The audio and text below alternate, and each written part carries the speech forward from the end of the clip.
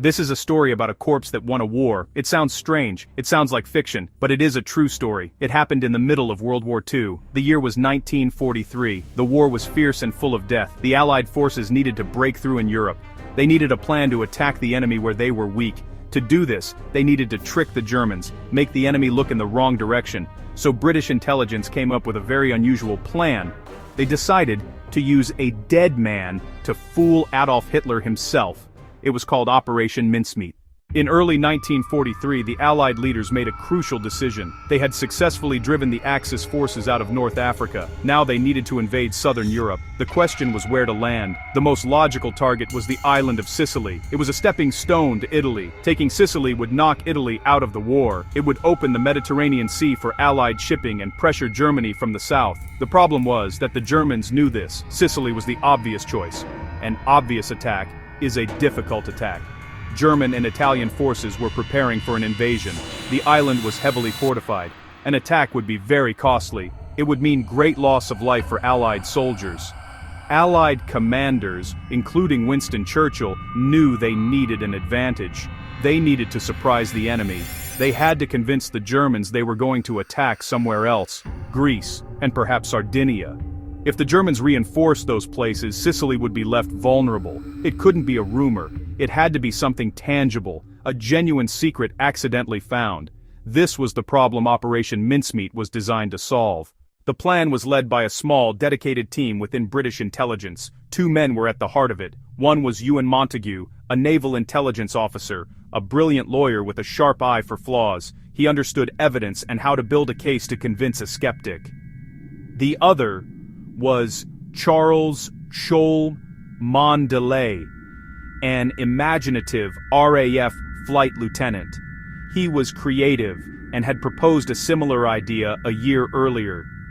Together, they formed a perfect partnership, working from a small secret office in the Admiralty basement. They were part of a wider MI5 and MI6 network. They gathered a team, pathologists, forgers, secretaries. Each person had a role. One mistake could cost thousands of lives if the Germans saw through the trick. They had to create a person who never existed. Life, history, personality, relationships, every detail had to be perfect. They argued every element: name, rank, pocket litter. German intelligence would check everything. Their work was a masterpiece of creative thinking. They didn't just invent a character, they breathed life into him. The first and most difficult step was finding a body. The body of a man who looked like he had drowned at sea. The cause of death mattered. An autopsy would be performed. Sir Bernard Spilsbury advised that pneumonia would leave fluid in the lungs, consistent with drowning. A suitable body was found. Glyndwr Michael, a homeless man who died after ingesting rat poison. His death was ruled a suicide. No family came to claim him. His identity was kept secret for decades. To the planners, he became a vessel for creation. They gave him a new name, Major William Martin, Royal Marines. Major was senior enough to carry secrets, but not so senior his death would be widely noticed. They built a life, a fiancée named Pam. John Leslie provided the photograph.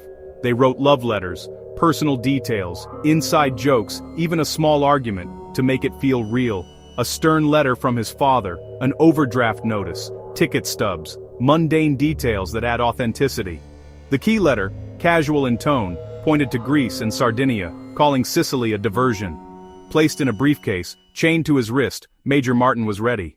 With Major Martin fully created, the next step was to deliver him to the enemy. The body had to wash ashore where officials friendly to the Germans would find it, near Huelva, Spain. Spain was neutral, but Huelva had a very active German agent, Adolf Klaus. The plan depended on this chain of events. On April 30th, 1943, Glyndwr Michael, now Major William Martin, was placed in a steel canister with dry ice and loaded onto HMS Seraph. In darkness, the crew released the canister and slid the body into the sea. Ewan Montagu had recited a psalm before the mission began. The currents had been studied. They hoped a fisherman would find him. Back in London, the message went out: mincemeat, completed.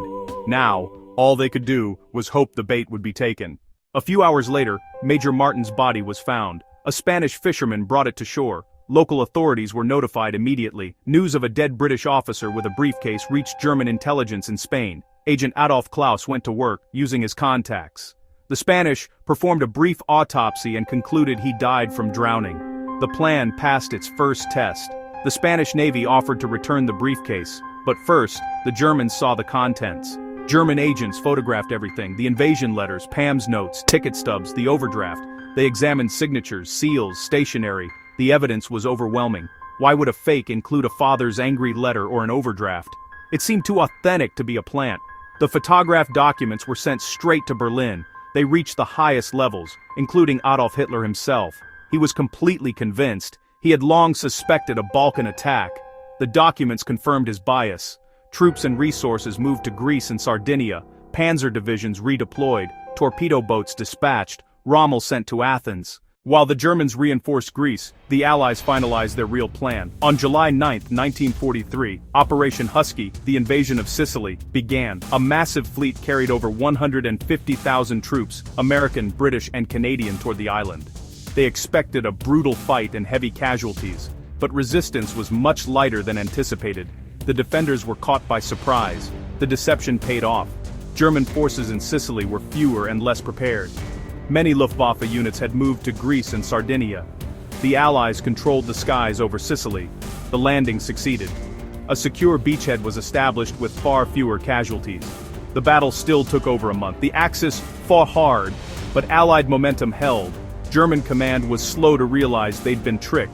By the time truth dawned, it was too late. The capture of Sicily led to Mussolini's downfall and pushed Italy toward peace, opening the path to the mainland. Historians agree mincemeat was vital. By fooling Hitler, the planners helped turn the tide and saved thousands of lives. Operation Mincemeat was a brilliant success, but the story carries a heavy moral weight.